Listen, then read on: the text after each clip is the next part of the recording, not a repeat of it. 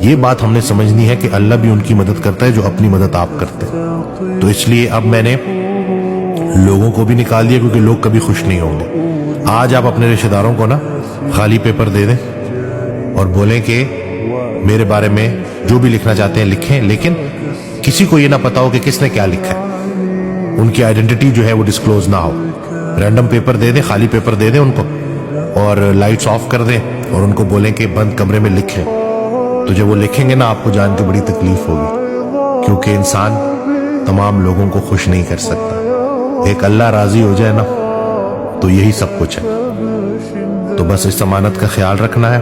جب بھی آپ نے ڈائٹ ایکسرسائز سٹارٹ کرنی ہے اللہ کے حوالے سے سٹارٹ کرنی ہے، اور آپ دیکھیں گے کہ کیسے آپ کی زندگی میں آسانی آتی ہے اور آپ استقامت کے مسافر ہو جائیں گے. یعنی کہ وہ سفر جس میں استقامت ہو، کنسسٹنسی ہو، پرسیورنس ہو، وہی آپ کو اچھے ریزلٹس تک لے کے جاتی ہے.